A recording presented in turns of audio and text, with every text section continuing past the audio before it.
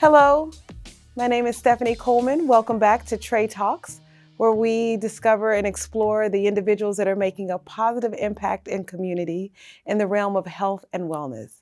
Today, we are joined with Eugene Smith, owner and founder of Be Life Like Nutrition, as we explore the things that we can do to help make our life better moving forward and today. Eugene Smith, thank you so very much for joining us. Glad to have you. Me. Good. So Be Life Like Nutrition. Clever name. Can you explain to us where you created the name and what motivated you to start? I'll start with what motivated me to start.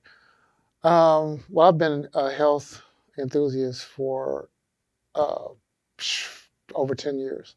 Hmm. I started pretty much growing my own vegetables, Okay. and that led to wanting to know what was going in my food. So I started reading all the labels. I'd be in a grocery store for 3 or 4 hours reading the labels, making sure, what was actually going into the food. And a few years after that, I started getting back into fitness. Mm. I hadn't really done a whole lot of fitness since my military days. Mm-hmm. So with that, um, I started working out, and I noticed, difference with my diet, how much a difference my diet made, Mm-hmm. which I actually learned in the military. Whatever you put in your body helps you fuel your workouts. Mm-hmm. So with that, I was, how can I say it? I melded the two together. I started working out really, really hard. I started training like 4, 5, 6 days a week, 7 days a week. And I was like, I want to do something. And I found out that they had, I always wanted to run track, but I never got a chance to because I was a musician. Mm-hmm. So I found out that they had track for older people Mm-hmm. called Masters Track. So I said, I'm going to go break records. And so I joined a track club, and I realized that I wasn't going to break any records anytime soon. The bar was already set pretty high. It was set real high. But with that, I noticed how my nutrition really made a difference in getting me through a lot of those tough workouts. Those workouts were tougher than anything I'd done in the military, Mm-hmm. into this day. So years of that, a few years of that, um, in between that time, my dad had passed, and my dad had died from bad health. And I did not want to put anybody that I loved through that And because so you were saying he passed from bad health? passed from bad health. He, eating everything he wanted. My dad was 79, 80 years old when he died. Mm-hmm. So, and my dad was my best friend. And, I used to say, Dad, you don't need to be eating that. Oh, I'm going to eat what I want. I'm 80 years old, whatever. Mm-hmm. And we're like, okay. Right. What can you say? Right, right. Yeah. And so that eventually caught up with him, and he passed away. And I was just like, oh my God, I don't want to put anybody through that, because that was hard. Mm-hmm. Watching him deteriorate like that, Mm-hmm. watching any loved one deteriorate over any kind of condition is very hard for anybody. But with that, I put that, kind of put all that together. And then there was one time, in when I was really in really good shape, Mm-hmm. or building up, or I would say in the middle of all this. Mm-hmm. I'm in good shape. I'm running, we're lifting weights, we're doing all this stuff, we're competing. And I went to the doctor, and she said, well, your thyroid levels are really low. Your numbers are really bad. And I'm like, what are you talking about? I'm healthy. Mm-hmm. And my numbers, I said, your tests are wrong. Mm-hmm. And so looked at the numbers, like, oh, okay. Was you're hypothyroid, I'm going to give you a prescription for this. And I looked at the side effects. I'm like, I'm not taking that. Yeah. So I said, okay, what am I eating? And I knew what I was eating at the time. And I paid very close attention to my diet. I'd been doing that for a few years. Mm-hmm. I said, okay, well, let me tweak my diet. So I tweaked my diet. And what I found out was I was eating a bunch of peanuts because at the time I was trying out plant-based. Mm-hmm. And so I was eating a bunch of peanuts to make up for protein. Mm-hmm. And the peanuts, I found out peanuts cause goiter, which causes your thyroid to Oh, act wow. weird. Yeah. Mm-hmm. In my case, that was the case. So I took the peanuts out. I went back a month later, and my numbers were half. I went back 2 months later, and my numbers were normal. And my doctor was like, so you took, I was like, no, I didn't take it. I threw it in the trash. Mm-hmm. So I told you I wasn't taking it because the side effects, would affect my, my working out. Those side effects would affect my life, and more than likely I would be on this for the rest of my life. Mm-hmm. And so at that point, she brought her whole staff in and asking me how you did this and how did you do that without doing the medicine? I was like, I just tweaked my diet. And at that point, that gave me further confirmation that food, what you eat is food is medicine, and what you eat, what you put in your body can affect your health. Mm-hmm. You have a holistic approach. Mm-hmm. So you're not exclusively, one, in it seems the way you live your life, mm-hmm. and two, in the way you help your clients. Yes. Why do you think it's important to not just think about what they're doing athletically, how they're feeling mentally, where they at in their work-life balance and all of those kind of things, and their nutrition and blood work and research? How do you introduce someone to that, and why do you think it's so important? Well, it's important to the degree of everybody's different. We can have the same issue. We could both have diabetes too. Mm-hmm. Mm-hmm. But I can't treat you the same way that I would treat myself, because we didn't arrive at that diagnosis the same way. Same like if we both have a cold or we both have the flu or something, you're not necessarily going to treat it the same way because we didn't get it the same way. Right. So you have a different root cause than I do. So holistically, or as you said, just to kind of round it off, it makes a huge difference because I look at people individually. So what protocol might work for you doesn't necessarily work for the other person. And you have all these different root causes. You have different root causes, if that makes sense. Well, for those who don't know, could you really explain a root cause? Because someone would say, and you hear people say all the time, well, he eat apple, I eat apples. He eats bananas, I eat bananas. What is it about? What is a root cause? A root cause is basically the determining factor as to what presented you with your health challenge or what your health cause is. Let's say you have eczema. A lot of times eczema is just a liver dysfunction. So you want to address the liver to address the skin. Instead of throwing on a bunch of creams, you want to look at what caused that so you can prevent that symptom. So in other words, you're not just looking at the symptom and trying to soothe the symptom. You want to stop it altogether. So you look at things like that. How do you encourage people? Like Trey believes in igniting enthusiasm for change.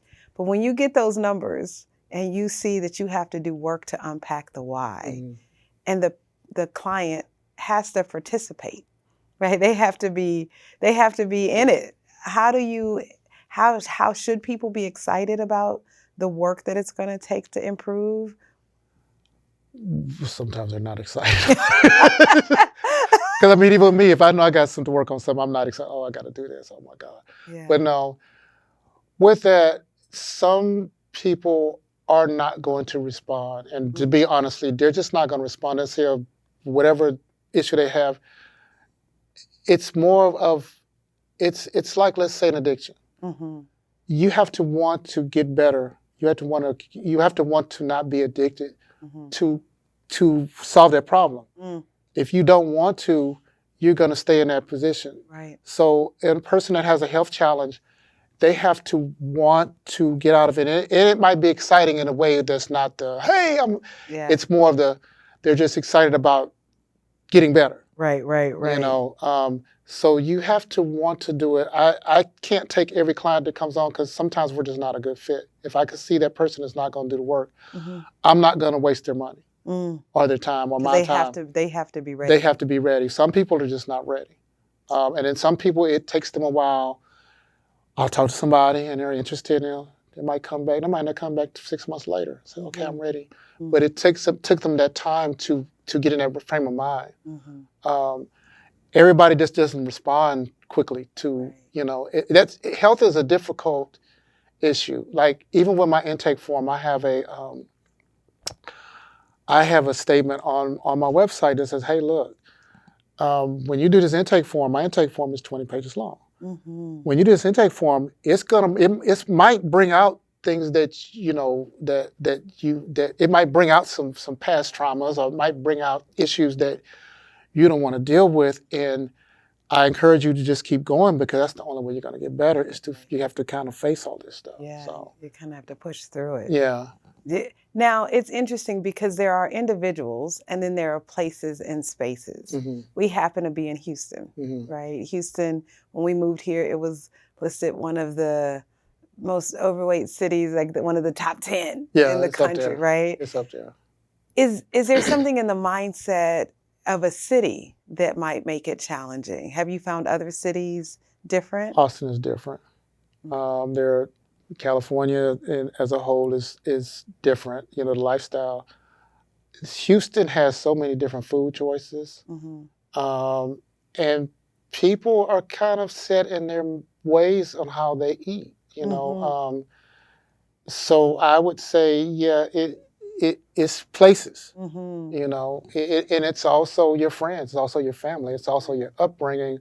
We tend to have the mindset of, well, I can eat what I want, or my mom ate this, or my dad ate this, and they were fine, or my mom or dad ate this, or they had a heart disease at this age, or they got sick, and so I'm going to be the same way when that's really not the case. That's not the case. But yeah, it's spaces. It has a lot to do with mindset. Houston, unfortunately, is not the healthiest city. Then we also have an environment where we have a lot of chemicals in the air. We have a lot of environmental issues. You know, Houston has what I've noticed in the last 4 years, especially after COVID. Houston has a lot of stress. You know, driving through Third Ward is stressful. Right. You know. Right. It takes 15 minutes to get from one end of Third Ward to the next. Well, it used to take 5 minutes. You can kind of see it. Right. You can't get there. Right. Yeah. And we're so, and I'm not going to say this is just Houston as a whole, the United States is so divided about everything. Politics, oh, you're a Democrat, oh, I don't like you, or you're a Republican, I don't like you. Your hair is blue, I don't like you. The sky is green, and you know, everybody's fighting about everything. That's stress. Right. That's we're in a state of fight or flight majority of the time. Right. That is very unhealthy. Right. And you throw in food choices, people are eating comfort food. You know, here in Houston, we like to be comforted with food. Yeah, we are. Yeah. So that I mean, I talk to people all the time. Well, how do you eat the way you eat? I said, I'm just used to it, and I eat what's healthy for me. You have an interesting array because you are talking holistic health, and you can collaborate. Be Life like nutrition works with individuals as well as high-end athletes. Yes. What are some of the programs that you could share that you offer that people can sign up for and participate in? Well, basically, the first thing is to, you go to the website and just, there's a Get Started button Get Started button, and we'll do a 15-minute consultation on the phone. It's free. Okay. And that, at that part, I can determine what it is you want to do. Okay. What are your goals? And at that point, if you're an athlete, then I have several programs with that, which basically they all resolve around resilience. One of them is my holistic enhancement program, which is basically whole foods. We supplement with the right things. We get you into sleeping patterns, which is very hard for collegiate students because they eat pizza all day. That's a challenge. Yeah. It's a challenge either way, but as I've been through it myself, because I took myself through my own program. That's how I came up with it. I have another one that covers injuries and surgeries. If you've been injured and you've had a surgery, how to recover from surgery faster. It's in what you're eating. We want to keep the inflammation down. I have another one which is closely related to that one as far as athletics is concerned. But they all resolve around the same thing. And it's basically with that, it's also as in general health as well. I start at the root, which is generally your gut. Your gut and your liver and kidneys. I basically start here. And I, through intake, I just see where you're at. Like if you've been through some things in your life, you've been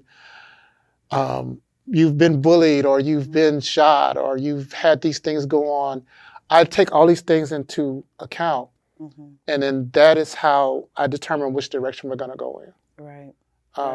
That's very important. And that's what you don't see in a doctor. That's what makes working with a nutrition counselor or a health a health coach a lot different from working with your doctor, because your doctor's not going to go through this. Right. Your doctor is is there to help you, but at the same time, they're going to miss some things just because of the way they have to work. So working with the health practitioner, although it might not be covered under insurance, most of the time it's not, the investment that you make is worth more than, let's say, going out and buying a $2,000 bag or something like in that Right. nature, or spending it on, you've got all these boats and cars and stuff, Right.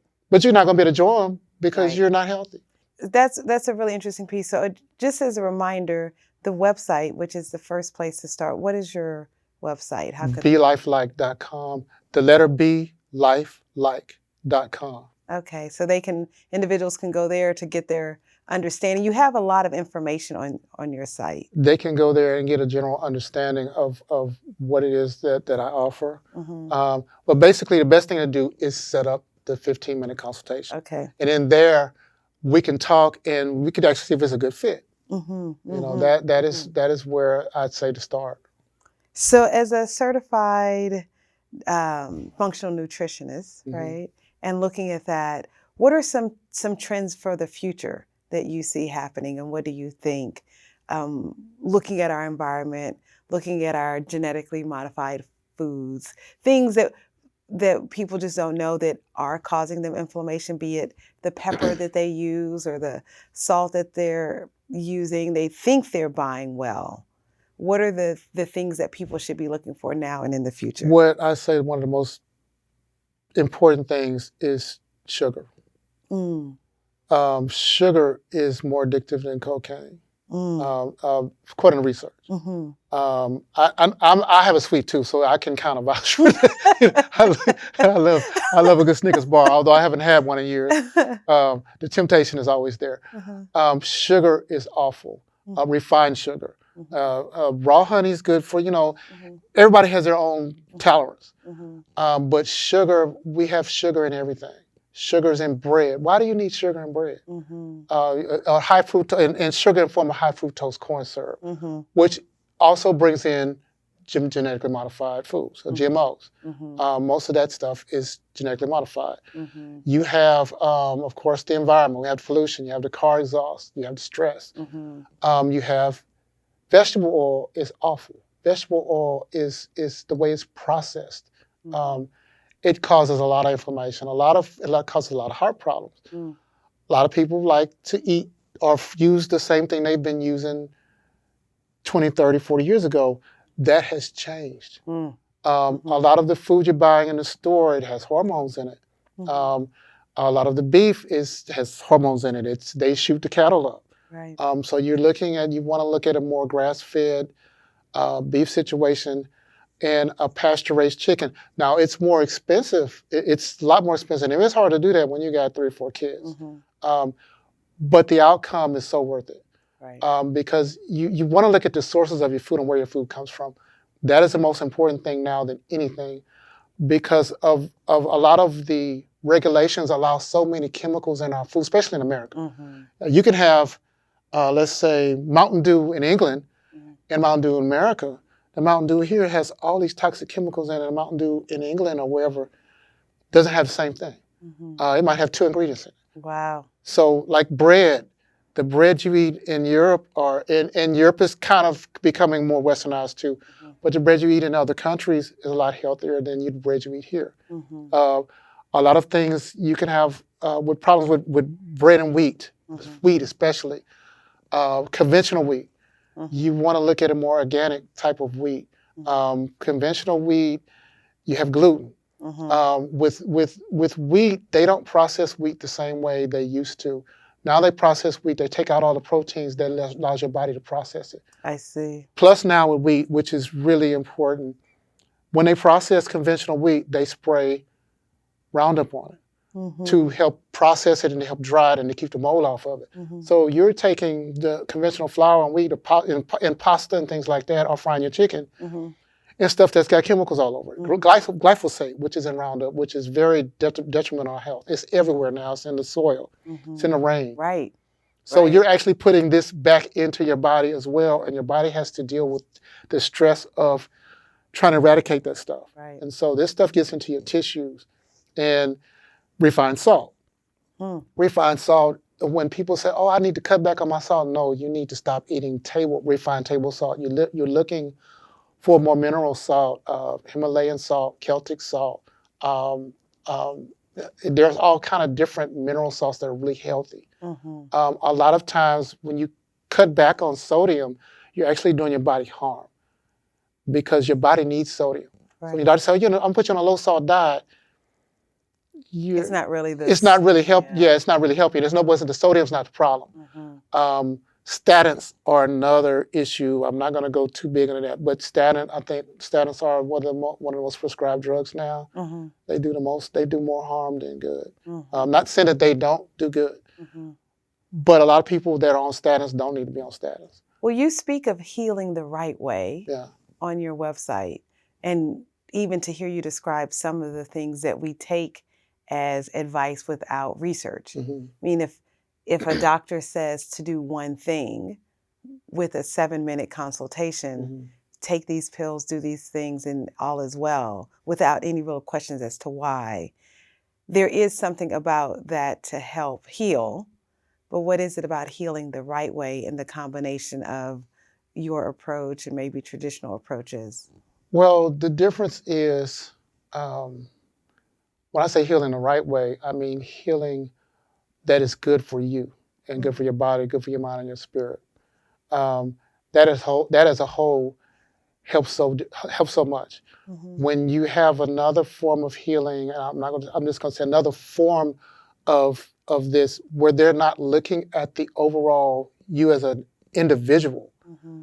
and they're looking at you as a number, Mm-hmm. then that's not necessarily going to work for you. Right. I mean, it could work, Yeah. but sometimes I'm not getting well, but because they're not treating you, you're not getting the treatment that you need as an individual. They're treating you're just another number.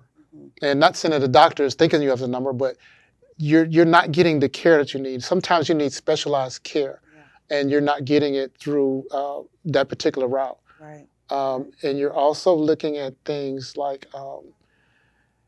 what I just call a bio individuality. Mm-hmm. That's how I look at a person. Mm-hmm. Like I said, on my intake form, it's 20 pages long. Yes. It's asking you all these questions, and then I have another myriad of questions I'm going to ask you that are probably not even on there. Yeah. Depending on the conversation. Yeah. So I take a personal approach to this, Mm-hmm. whereas you just are not necessarily going to get this from every, your GP. Yeah. So that's the difference between the two. When it comes, at least that's my approach to it. I have a question for you. As you Mm-hmm. look at what you've done, coming through the military, through life, Mm-hmm. deciding at a stage when most people are like, well, I've done my journey, that you're going to start something that you've always wanted, which is run track. Mm-hmm.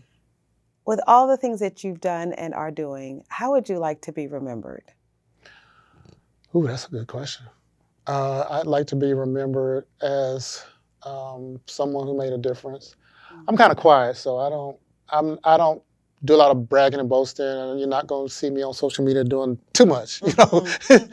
Yeah. But I'd like to be remembered as, well, he's a good person, and I've done my share of crazy stuff when I was young. You've lived. Yeah, I've lived. But I'd like to be remembered as somebody who helped other people get better, maybe as an inspiration. I hear it sometimes when some of my friends say, man, you're an inspiration, keep it up. And I'm like, who, me? Okay, cool. That's great. But yeah, running, starting, I guess I got this from my mom, because my mom is like 89 and she still works, and she retired, went into another career, Mm-hmm. and changed that career, went to another career. Mm-hmm. So, and she always said, well, this is what the difference between me being 89 and, still having my faculty. My mom still drives. Mm-hmm. She still actively participates in a sorority. She's an AKA. Okay. So she's still very active in that, in the links, and of course. But she always says, that is what keeps me going, Mm-hmm. as opposed to some of my friends who are younger, who are not Mm-hmm. moving around, and so they have issues that I might not have. Yeah. And then that's living. Yeah. That's being lifelike. That's being lifelike. Yeah. That's a wonderful inspiration. So as we remember that, and if you were to describe yourself in one word, Eugene Smith, what would be the word that you would describe yourself? Lifelike. That's two words combined in one. That's my thing. I put them together. So that's one word, lifelike. That's a great answer. Thank you. It's one word now. I'm going to have the dictionary put that in. That's a great answer. Oh, wow. So what's on the horizon as we look to the future? What would you like to see? Well, I want to continue expanding my nutrition practice. I'm also been a musician my whole life, so I'm also doing some film projects with my music as well. So I'm looking forward to that, and like I said, I'm looking forward to expanding my practice and helping more people realize how one-on-one nutrition counseling can really benefit them. That's my thing. And lastly, as we close out to the audience, if you would like to leave them with one message about well-being and balancing life in this fast-paced world and the idea of living a well-balanced... You know what I'm going to say, right? Well, be lifelike.